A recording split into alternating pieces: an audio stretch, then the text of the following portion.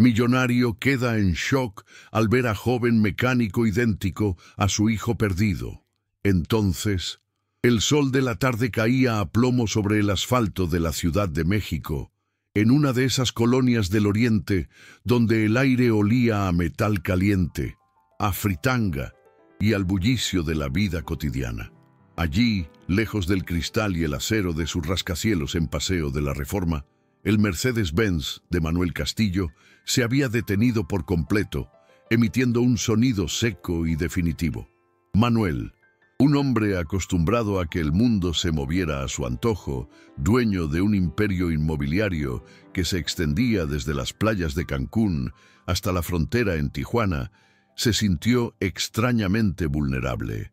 Sin su chofer de confianza, se vio obligado a buscar ayuda en un modesto local con un letrero que apenas se sostenía: Taller Hernández. El lugar olía a aceite quemado y a trabajo duro, un aroma que Manuel no había percibido en décadas, un recordatorio de un mundo que había dejado muy atrás. Dentro, bajo la luz amarillenta de un foco solitario, un joven de unos 25 años trabajaba con una concentración absoluta sobre el motor abierto de un viejo Tsuru. Llevaba el overol manchado de grasa y el cabello oscuro pegado a la frente por el sudor.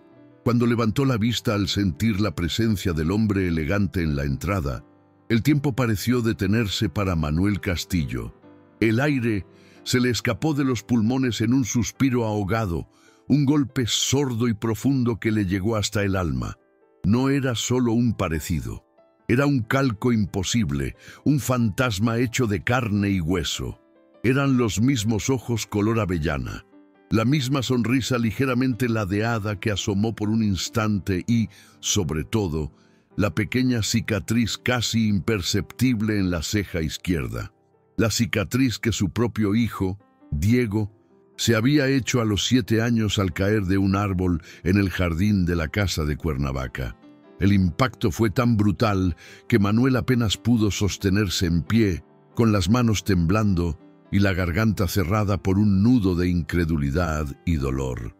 El joven mecánico, ajeno a la tormenta que se desataba en el interior de aquel hombre, se limpió las manos con un trapo y se acercó con una amabilidad profesional. ¿Puedo ayudarle en algo, señor? Parece que ha tenido un mal día. Manuel intentó hablar, pero las palabras se le atoraron. Solo pudo señalar su auto con un gesto torpe, mientras el muchacho, que se presentó como Diego Ramírez, revisaba el motor con una destreza que delataba años de experiencia. Manuel lo observaba en silencio, perdido en un torbellino de recuerdos.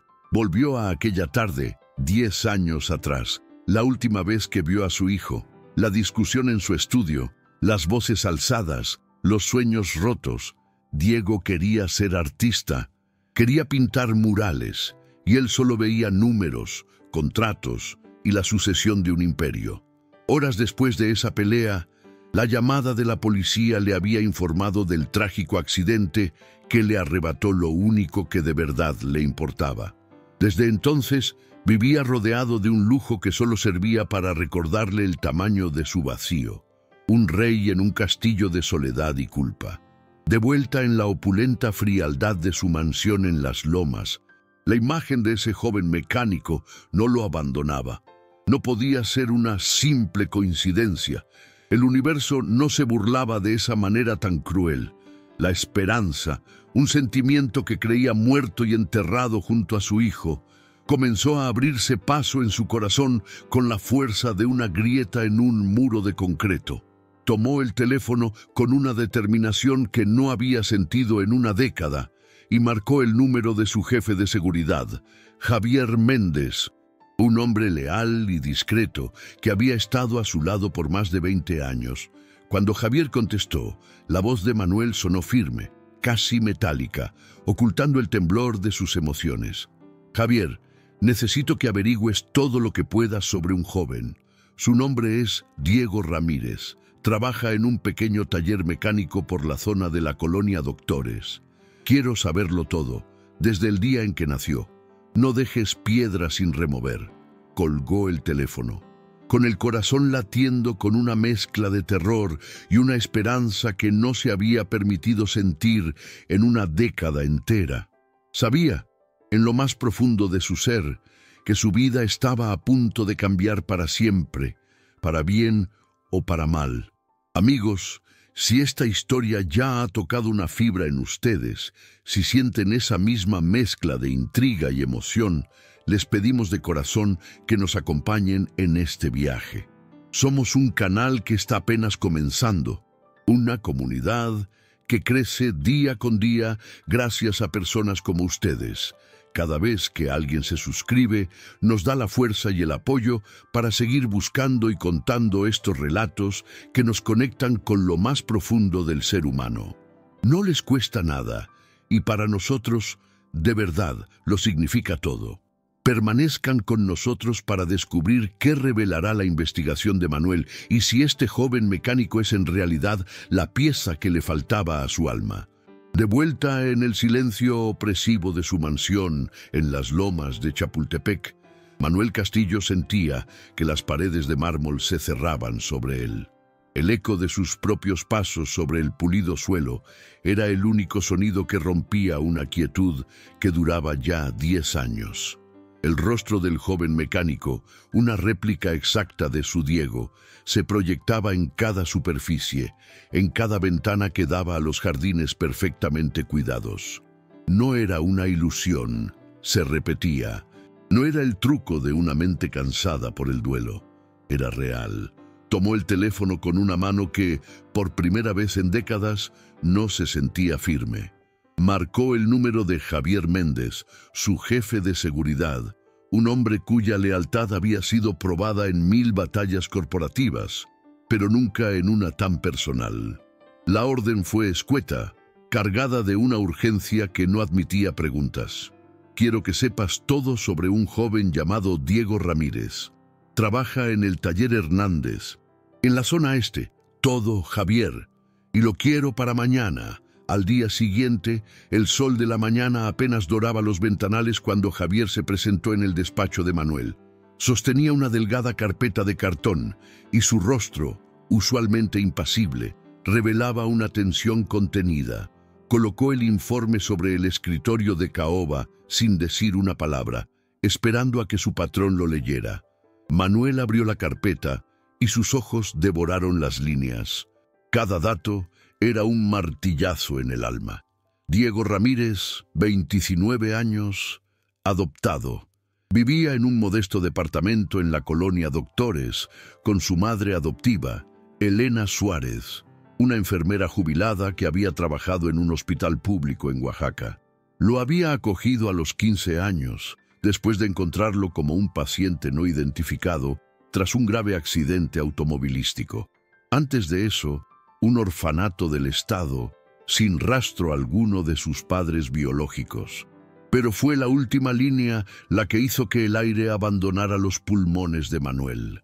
El accidente había ocurrido en la misma semana, en la misma carretera, en la que su hijo Diego Castillo había sido declarado muerto.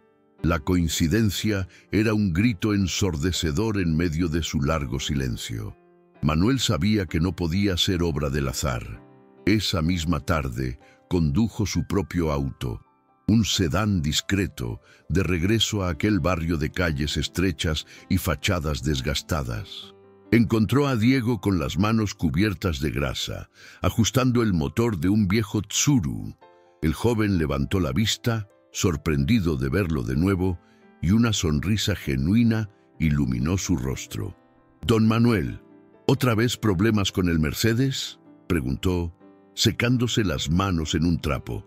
Manuel negó con la cabeza, el corazón latiéndole con una fuerza casi dolorosa. «No, joven, vengo a ofrecerte un trabajo», dijo, su voz sonando más firme de lo que se sentía. Le habló de un puesto como supervisor de la flotilla de vehículos de su empresa, un salario que cambiaría su vida. Para discutir los detalles, lo invitó a almorzar al día siguiente. Diego, deslumbrado y confundido por la repentina oferta, aceptó sin dudar. El restaurante en Polanco era un mundo aparte del taller. Manteles de lino blanco, copas de cristal que brillaban bajo la luz tenue y el murmullo educado de las conversaciones.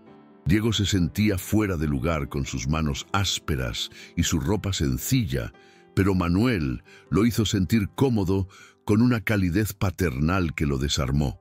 Durante la comida, el empresario fue guiando la conversación con delicadeza, preguntándole por su vida, por sus sueños.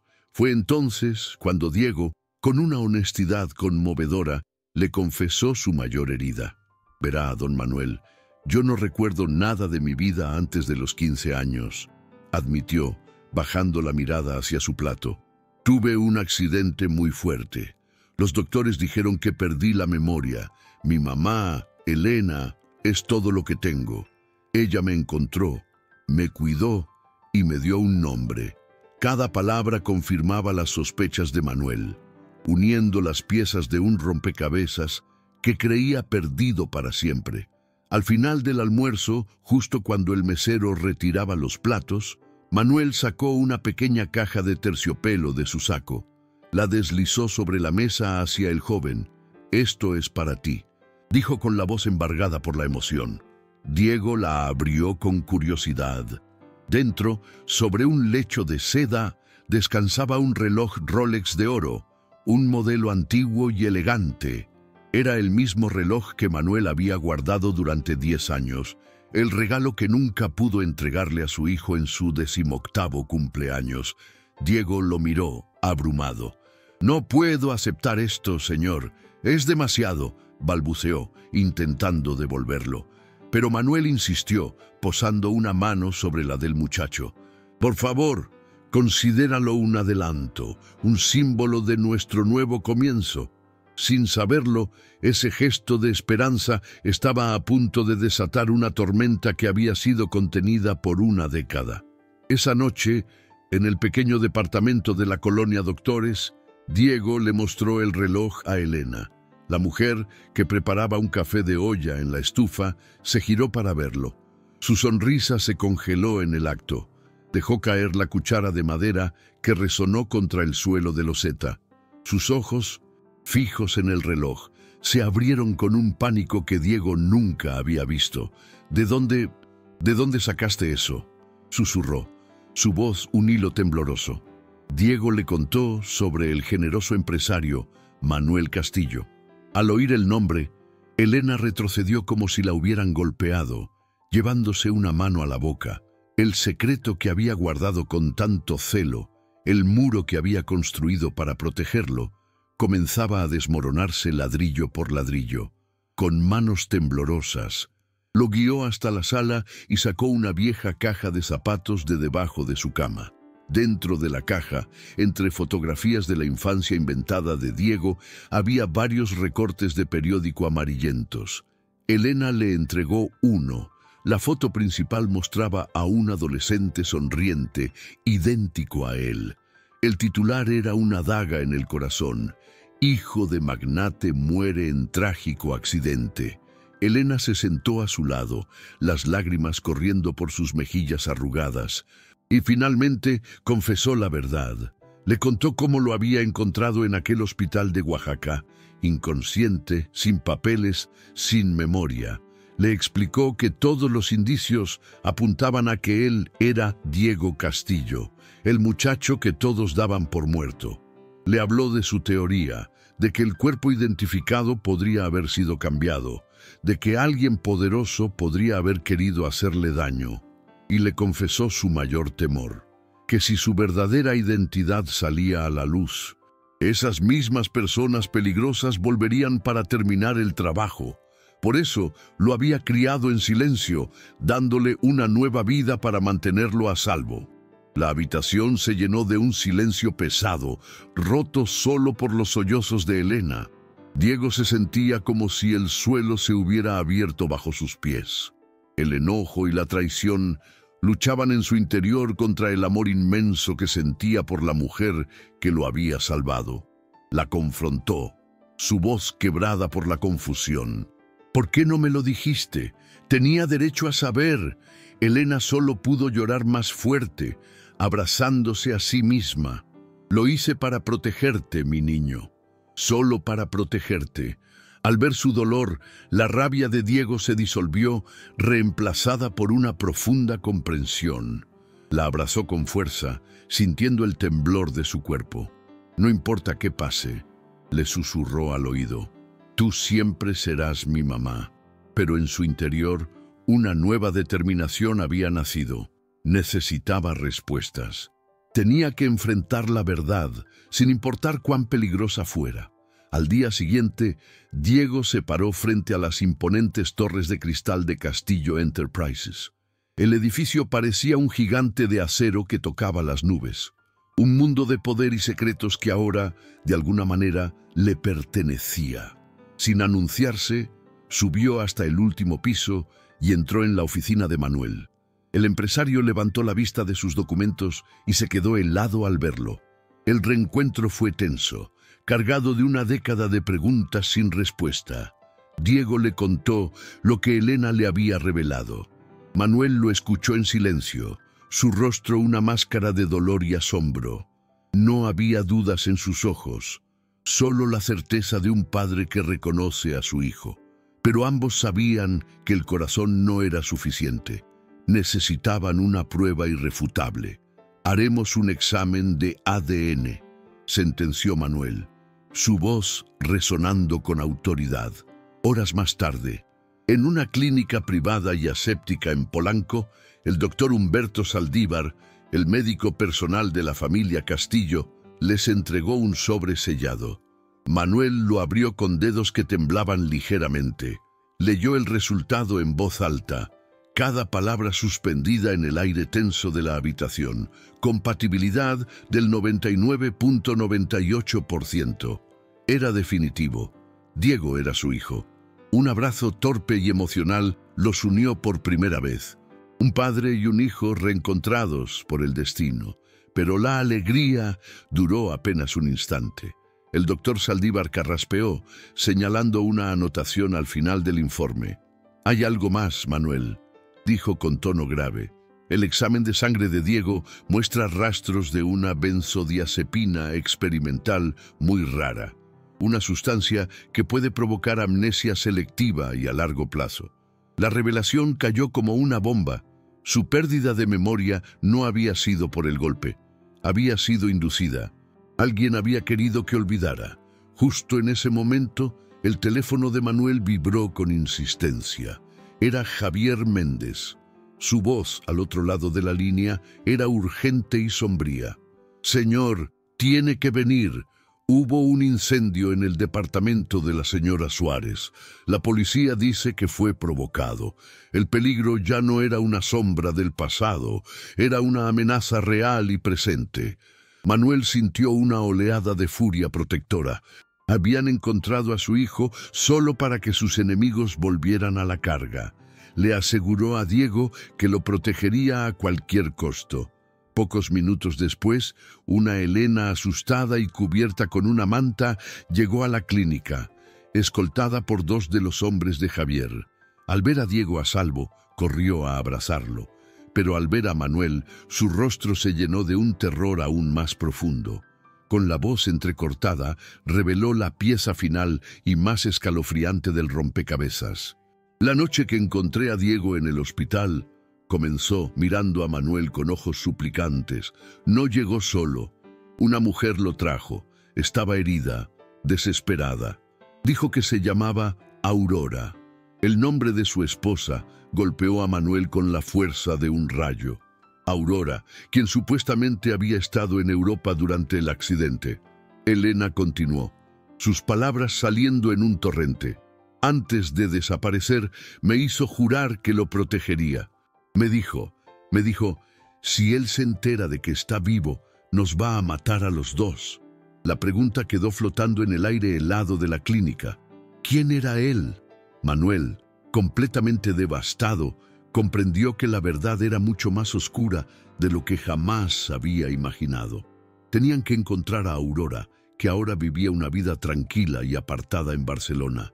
Solo ella podía explicar qué había sucedido realmente esa noche. Mientras Javier comenzaba a hacer los arreglos para contactar a Aurora, Diego, sentado en un rincón, sentía el peso del reloj Rolex en su muñeca. Era lo único que lo conectaba con ese pasado robado. Pasó los dedos por su superficie lisa, explorando cada detalle. Fue entonces cuando sintió una pequeña protuberancia casi invisible en la parte trasera de la caja, junto a la corona. Presionó con la uña y, con un suave clic, un diminuto compartimento secreto se abrió. Dentro, protegido por un pequeño trozo de espuma, había un microchip del tamaño de un grano de arroz. Un escalofrío recorrió la espalda de Diego. Esto no era solo un reloj, era una caja fuerte, un mensaje enviado a través del tiempo. Rápidamente se lo mostraron a Javier, quien conectó el chip a una computadora portátil segura. En la pantalla apareció una única carpeta con un nombre que le heló la sangre. Simplemente Diego. Dentro había varios archivos, documentos encriptados, grabaciones de audio y un archivo de video. El primer archivo que abrieron era una carta digital, firmada por Aurora y fechada 10 años atrás. En ella, con una prosa desgarradora, confesaba que el accidente de su hijo no había sido un accidente, sino un atentado planeado para matarlo. Ella lo había descubierto a tiempo y había orquestado todo para salvarlo, llevándolo a Oaxaca y cambiando su cuerpo por el de otro joven fallecido para fingir su muerte. Afirmaba que el responsable era alguien muy cercano a Manuel, alguien que vestía una máscara de lealtad mientras conspiraba para destruirlos. La carta terminaba con una despedida devastadora, explicando que había tenido que desaparecer para mantener a su hijo con vida. El horror se apoderó de la habitación. La traición venía de dentro de su círculo más íntimo. El archivo de video, aún sin abrir, prometía revelar el rostro del traidor. Manuel tomó una decisión inmediata. Nos vamos a Acapulco, a la casa de la playa. Nadie sabe de ese lugar, es seguro. Mientras Javier preparaba todo para el viaje y aseguraba el chip para su reproducción, Manuel logró contactar a Aurora en Barcelona. Ella, entre lágrimas, prometió tomar el primer vuelo a México, pero mientras la pequeña caravana de vehículos blindados se abría paso por el tráfico de la Ciudad de México, en un lujoso apartamento con vistas a la ciudad, una mujer de rostro afilado observaba en la pantalla de su computadora las mismas fotos de Diego que Javier había conseguido. Descolgó el teléfono e hizo una llamada. Su voz era tan fría como el hielo. Lo encontraron. Manuel sabe que está vivo. Al otro lado de la línea, una voz masculina, distorsionada y gélida, respondió con una sola frase. Entonces ya sabes lo que tienes que hacer. Que no quede ningún rastro. El aire salado de Acapulco entraba por los ventanales abiertos de la casa de playa, pero nadie sentía la caricia de la brisa. El ambiente dentro de aquella sala, convertida en una fortaleza improvisada, era denso, pesado como el plomo. Javier Méndez, con una eficiencia que ahora resultaba escalofriante, conectó el microchip a una computadora portátil. Sus movimientos eran precisos, sus manos firmes, las de un profesional que no traicionaba la más mínima emoción. Manuel, Diego y Elena estaban sentados en un sofá de cuero blanco, sus cuerpos juntos como si buscaran una protección mutua contra la verdad que estaba a punto de desatarse. El sonido de las olas rompiendo en la orilla parecía un murmullo lejano, un eco de un mundo que ya no les pertenecía. Cada segundo de espera se estiraba hasta convertirse en una eternidad. Cada parpadeo de la pantalla era un latido de un corazón colectivo a punto de detenerse. Javier pulsó la tecla de entrada y la pantalla se iluminó. El archivo de video, titulado simplemente Para Diego, comenzó a reproducirse. La imagen temblorosa mostró el rostro de Aurora, la madre de Diego, 10 años más joven. Estaba en una habitación de hotel barata, con las paredes desnudas y una luz amarillenta que acentuaba las ojeras de miedo bajo sus ojos. Su voz, un susurro quebrado y urgente, llenó el silencio de la sala. Hablaba directamente a la cámara, como si estuviera mirando a través del tiempo al hijo que tuvo que abandonar. Contó la historia de aquella noche fatídica, la discusión, el supuesto accidente y la verdad que había ocultado para mantenerlo con vida. Explicó que el choque no fue casual, sino un atentado meticulosamente planeado por alguien que quería a Diego fuera del camino para siempre. Alguien que deseaba el imperio Castillo para sí mismo. La confesión de Aurora era un torrente de amor y desesperación. Describió cómo llegó al lugar del accidente antes que nadie, alertada por una corazonada que le heló la sangre.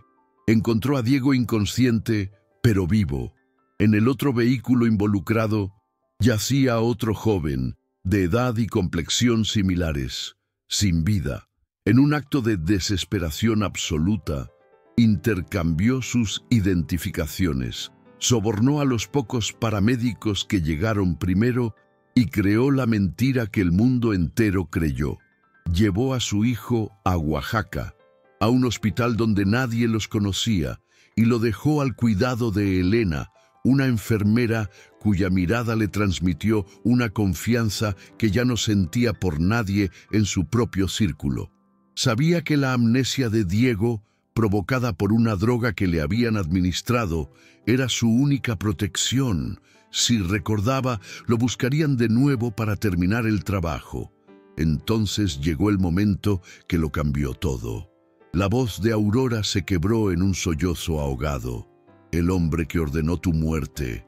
Mi amor, el monstruo que me obligó a dejarte para que pudieras respirar un día más, ha estado al lado de tu padre todo este tiempo, susurrándole al oído, fingiendo una lealtad que nunca existió. La cámara se movió, temblando en sus manos, y enfocó un pequeño espejo colgado en la pared de la habitación. Por un instante, solo un instante, el reflejo mostró a una segunda persona en el cuarto, de pie junto a la puerta, su rostro impaciente y frío. Era un Javier Méndez más joven, el mismo hombre que ahora, de pie junto a ellos, controlaba la computadora con una calma gélida. El video terminó abruptamente, dejando la pantalla en negro y reflejando los rostros pálidos y horrorizados de quienes miraban. Un silencio sepulcral cayó sobre la habitación, más ruidoso que cualquier grito. Diego sentía que el aire no le llegaba a los pulmones, su mano apretando instintivamente el reloj Rolex que llevaba en la muñeca.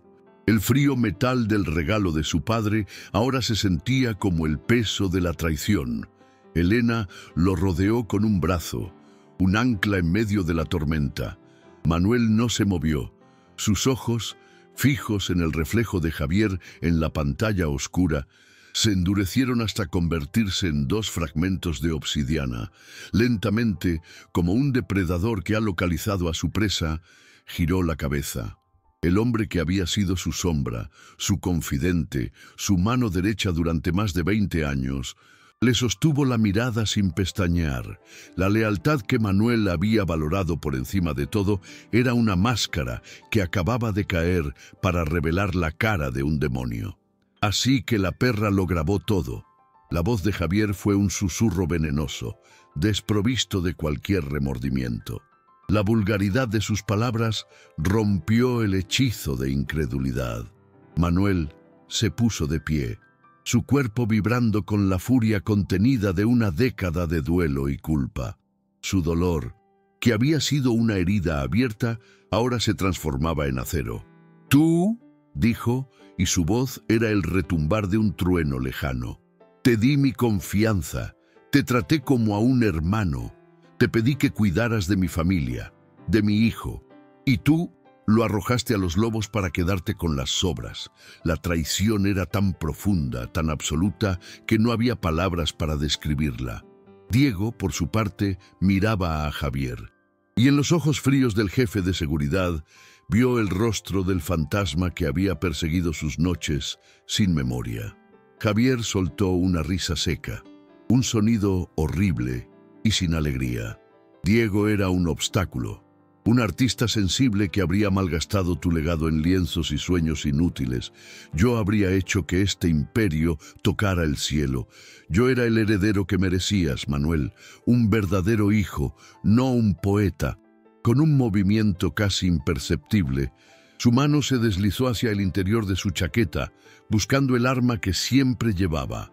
Pero antes de que sus dedos pudieran tocarla, dos de los otros guardias de seguridad de Manuel, hombres leales que habían sido alertados con una discreta señal, entraron en la sala con sus armas apuntando firmemente al traidor. El juego había terminado. Javier vio en los ojos de Manuel no al empresario que había manipulado, sino al padre que había recuperado a su cachorro, y supo que estaba perdido. Mientras se lo llevaban, con las manos esposadas a la espalda, Javier lanzó una última mirada a Diego. No había arrepentimiento en sus ojos, solo un odio frío y calculador. Esto no ha terminado, siseó. La mujer que me llamó, ella no se detendrá, nunca estarán a salvo. Sus palabras quedaron flotando en el aire, una promesa ominosa que empañó la victoria del momento. La amenaza inmediata había sido neutralizada, pero la red de la conspiración era más grande de lo que imaginaban. Sus tentáculos aún se extendían en la oscuridad, esperando el momento para volver a atacar. Manuel hizo una llamada rápida, asegurándose de que la protección para Aurora, que ya volaba hacia México, se triplicara. La guerra apenas comenzaba. El sol de la mañana siguiente pintó el océano de Acapulco con colores de esperanza, un lienzo vibrante de naranjas y dorados que contrastaba con la oscuridad de la noche anterior. Diego estaba de pie en la orilla, descalzo sobre la arena húmeda, sintiendo cómo las olas le besaban los pies. El reloj en su muñeca ya no se sentía como una carga, sino como un puente, un objeto que lo conectaba con el padre que apenas empezaba a conocer y con la madre cuyo amor desesperado lo había mantenido con vida. Por primera vez desde que tenía memoria, el vacío en su interior no era un abismo de preguntas sin respuesta, sino un espacio que comenzaba a llenarse de una nueva y frágil certeza. El aire fresco y salado llenaba sus pulmones, una promesa de que se puede empezar de nuevo, incluso sobre las ruinas del pasado. Manuel se acercó y se paró a su lado, en silencio. No hubo discursos ni grandes promesas. Solo la presencia compartida de un padre y un hijo que se encontraban por segunda vez en la vida. Después de un largo momento, Manuel simplemente extendió su mano y la posó sobre el hombro de Diego, un gesto que valía más que 1000 palabras. Desde la terraza de la casa, Elena los observaba, con una sonrisa cansada pero genuina. Llevaba una bandeja con 3 tazas humeantes de café de olla. Se acercó y le ofreció una a Diego. Sus miradas se cruzaron. Un universo de gratitud y amor incondicional en ese simple gesto. «Gracias, mamá», susurró Diego. Y la palabra, por primera vez, sonó completa, verdadera. La familia que había nacido de una tragedia y se había forjado en un secreto, finalmente estaba junta, bajo el mismo cielo, listos para enfrentar cualquier oscuridad que el futuro les deparara, pero esta vez sin tener que caminar solos. Qué historia tan intensa hemos compartido hoy, una prueba de que los lazos del corazón son más fuertes que el tiempo, el olvido y las mentiras.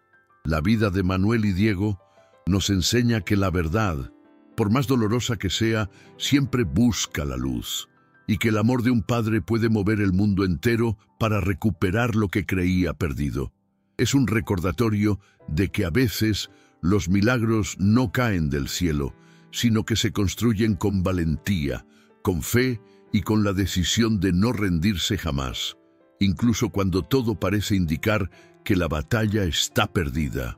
Cada giro en este camino nos mantuvo con el alma en un hilo, esperando ese abrazo que tardó 10 años en llegar, un abrazo que sanó heridas que parecían incurables.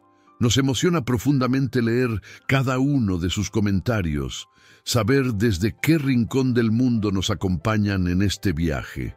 Cuéntenos ¿Qué sintieron cuando Manuel vio a Diego por primera vez en aquel taller? ¿Qué harían ustedes en el lugar de Elena, guardando un secreto tan grande por amor y protección? Sus palabras son el alma de esta comunidad, un espacio donde nos reunimos para sentir, para reflexionar y para recordar que todos compartimos las mismas esperanzas y los mismos miedos.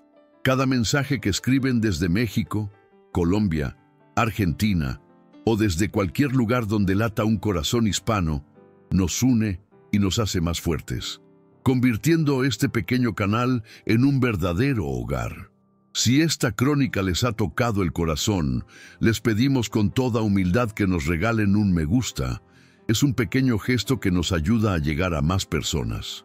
Y si aún no forman parte de nuestra familia, los invitamos a suscribirse para que no se pierdan ninguna de las historias que preparamos con tanto cariño y dedicación.